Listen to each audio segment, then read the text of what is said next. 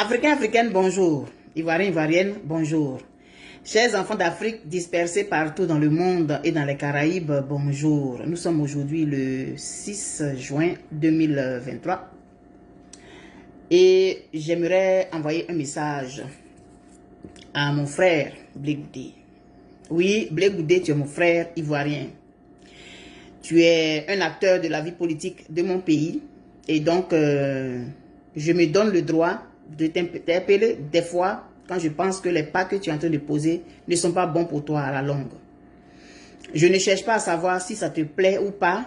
Je ne cherche pas à savoir si ça va recueillir l'assentiment de tes militants ou de ceux qui épousent tes idéaux.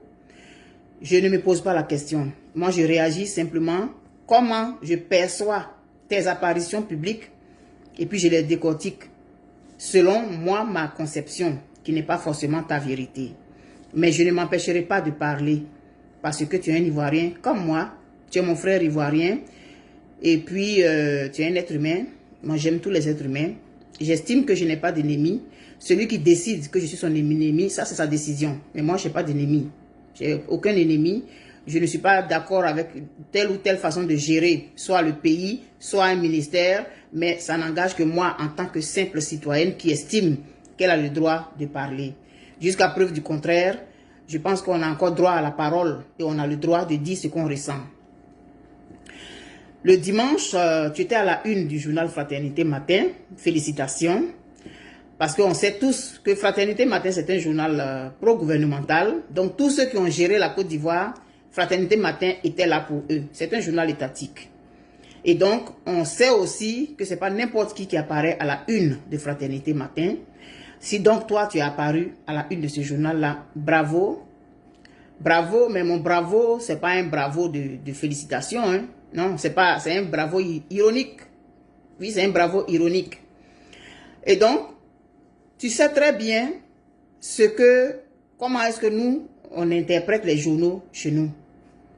En général, les gens, ils s'en tiennent à la page de couverture, à la une, à la première page.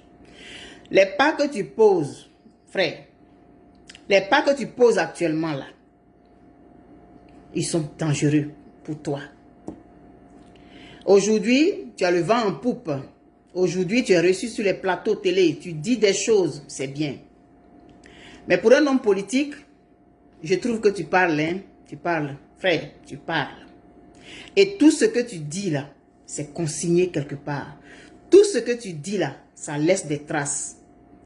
Aujourd'hui, tu es, on va dire, l'enfant chéri. Mais est-ce que tu sais ce qui est derrière toutes ces invitations que tu reçois et que tu es content de recevoir? Tu sais tout ce qui est derrière ça? On te tire les verres du nez. On te fait dire des choses. Et on va s'en servir contre toi demain. Toi et mon ami, on se parlait sur WhatsApp. Et puis tu as décidé de me blacklister. Je n'ai pas de choix que de venir m'adresser à toi sur les réseaux sociaux. Sinon, c'est en inbox, j'allais aller te trouver. Mais je ne peux pas. Parce qu'un jour, tu as décidé que je ne devais plus faire partie des gens avec qui tu parles en inbox. C'est ta décision. Je respecte ça.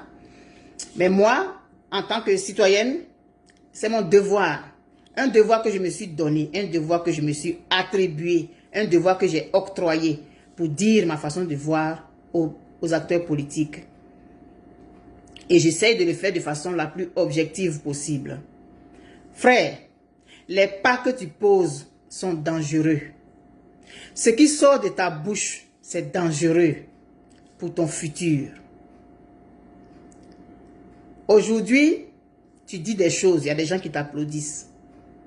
Il y a certaines personnes, 3 ans en arrière, ne t'auraient pas applaudi, mais ces personnes t'applaudissent aujourd'hui.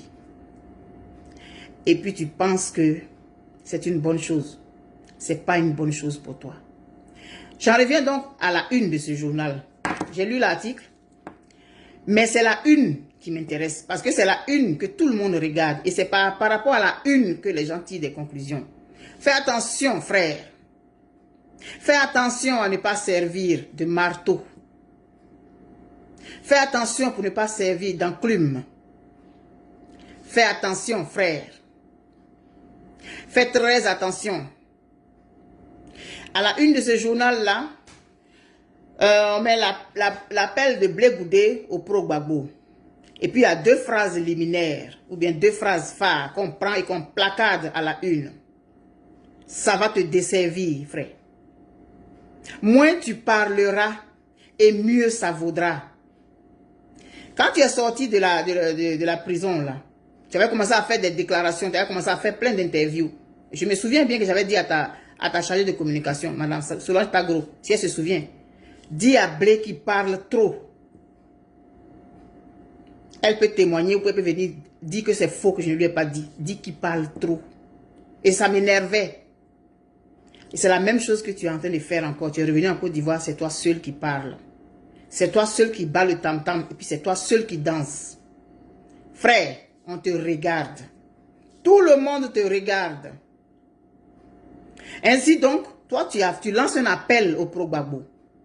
Ensuite, tu dis que le match retour doit se faire dans la paix. Tu viens de confirmer ce que je t'avais reproché l'autre fois quand tu étais allé à Bio. Quand tu as dit que le match de retour, c'est pas devant toi, il va y avoir des matchs de retour, il n'y aura jamais de match de retour, et que tu as parlé d'armes et tout, et puis blablabla, et puis blablabla. J'avais dit, frère, ce que tu as dit là, c'est dangereux. Un match de retour, il y en a toujours. Dans tout le monde entier, il y a les matchs retour. On fait des élections, tu n'as pas été élu aux prochaines joutes, tu t'inscris, tu reviens, c'est un match retour. Il n'était pas question de guerre dedans. Maintenant, tu viens enfoncer le clou. Tu dis que le match retour doit se faire dans la paix. Mais qui a dit que ça allait se faire dans la guerre? Tu envoies des messages subliminaux, frère. Des messages subliminaux très dangereux. Tu es en train d'orienter l'opinion inconsciente des gens vers quelque chose de précis. Ton jeu, on le voit, frère. Et puis je te le dis. Ça va faire mal parce que ça va être sur les réseaux sociaux. Mais comme je dis là, si toi et moi on continue de se parler, j'allais te dire ça inbox. Ça n'allait pas sortir ici. Mais c'est le seul moyen que j'ai à te parler. Et les gens viendront se fâcher. Mais vous allez vous fâcher pour rien. Moi, je vais dire ce que je ressens. Qui aime bien, châtie bien. Que la personne, ça lui plaise ou pas, moi, je vais le dire. Je le dis avec toute la courtoisie que je suis capable d'avoir. Frère, ce que tu fais là, c'est dangereux. C'est très dangereux. Tu vas vers un but très précis que moi, je vois. Toi, tu lances un appel au pro-Gbagbo. D'accord. Et puis, tu dis que le match retour doit se faire dans la paix. Personne n'avait dit que ça allait dans la guerre. Personne n'avait dit ça. Personne n'a parlé de guerre jusqu'à présent. Ensuite, il y a une autre phrase liminaire qui vient qui dit « Certains envient le RHDP ». Frère, on va te faire dire des choses que tu n'as pas dites. Moins tu vas parler et moins on saura la couleur de ton estomac. Frère, tu es dans un jeu très trouble. Fais attention à la pince du scorpion. Parce que ça se retourne toujours contre lui-même. Et c'est son propre dard qui le tue, le scorpion. Si ce n'est pas sa femme qui l'a tué. Mais le scorpion, son propre dard là, il le retourne contre lui-même. Et je vais te parler comme ça de façon crue. Mais je te dis ce que je pense. Je ne pense pas que les pro-Gbagbo aient dit qu'ils allaient venir faire la guerre. J'ai dit, dans toutes les sociétés, les matchs retour en matière d'élection existent. Il y a des gens qui ont été candidats pendant longtemps, qui n'ont jamais gagné les élections. Pendant 4 joutes, et puis un jour, ils ont été élus. Ils ont chaque fois tenté un match retour. Chaque fois, on tente un match retour. Si on n'a pas été élu, bon, c'est pas grave, on va se préparer encore et on revient 5 ans plus tard. C'est un match retour au risque de me redire. C'est ce que j'avais dit quand je t'avais envoyé la vidéo qui n'avait pas plu à tes partisans, qui ne pourront pas te dire la vérité. Mais moi, je n'ai aucun intérêt avec toi. Je vais dire, je n'ai pas besoin de te faire les yeux doux, donc je peux te dire ce que je ressens. Je n'ai pas besoin, je ne fais pas les yeux doux à personne. Donc je peux dire ce que je ressens de façon objective, en tout cas avec l'honnêteté que je suis capable d'avoir. Frère, tes sorties là, elles sont dangereuses. Et tes sorties, elles servent au gouvernement actuel. Ce que tu dis là, on se sert de ça pour envoyer un message à la société. Tu es en train de dire, sans le savoir peut-être ou sans le vouloir, que c'est le PPACI qui crée les problèmes. Mais dites ça, c'est ta soeur Eben Boigny. Bye bye.